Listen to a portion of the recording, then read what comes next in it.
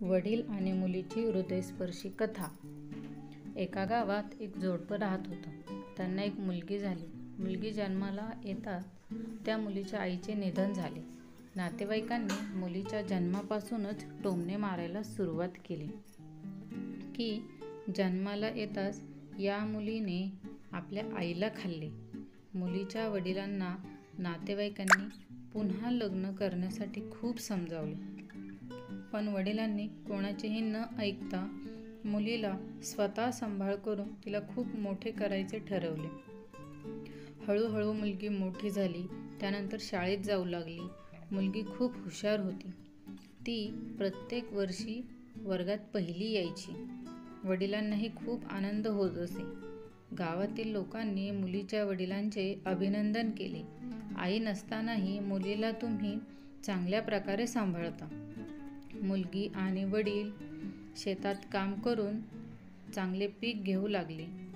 हे सर्व पाहून नातेवाईक चिडले। जे त्यांना नीच म्हणायचे ते सगळे चिडायला लागले व त्याच्यावर जळायला लागले। चांगला अभ्यास करून मुलगी पोलिसात SP झाली। एके दिवशी एका मंत्र्याने तिचा सन्मान करायचे ठरवले आणि कार्यक्रमाची व्यवस्था करण्याचे आदेश दिले। कार्यक्रम त्यांच्या गावात होता। मंत्र्यांनी कार्यक्रमातील लोकांना समजावून सांगितले की मुलगा आणि मुलगी यात फरक नसावा। मुलगा जे करू शकतो ते मुलगीही करू शकते। भाषणानंतर मंत्र्यांनी मुलीला स्टेजवर बोलावून घेतले। मुलीने स्टेजवर येऊन हातात माईक पकडला आणि म्हणाली, आज मी जे काही आहे ते माझ्या वडिलांमुळेच आहे, ज्यांनी लोकांचे टोमणे सहन करूनही मला इथपर्यंत आणले। माझ्या संगोपनासाठी रात्रंदिवस एक केला, खूप कष्ट केले, हाल अपेष्टा सहन केल्या। मी माझ्या आईला कधीही पाहिले नाही आणि माझ्या वडिलांना कधी विचारले नाही की माझी आई कशी आहे, कारण जर मी विचारले असते तर माझ्या वडिलांना वाटले असते की माझ्या संगोपनात काहीतरी कमतरता राहिली आहे। माझ्यासाठी माझ्या वडिलांपेक्षा मोठे काहीही नाही। वडील लोकांसमोर बसून अश्रू ढाळत होते। मुलीचेही डोळे भरून आले।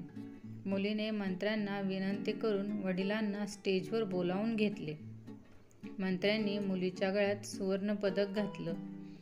तेच सुवर्णपदक मुलीने आपल्या वडिलांच्या गळ्यात घातले। तर मुलगी म्हणाली, सुवर्णपदकाचे खरे मालक माझे वडील आहेत। सभेत टाळ्यांचा कडकडाट झाला। मुलीचे वडील म्हणतात, मुलींना 4 भिंतींच्या आत ठेवू नका, त्यांना चांगले शिकून स्वतःच्या पायावर उभे राहू द्या। मुलगी आज कोणत्याही क्षेत्रात मुलांपेक्षा कमी नाही।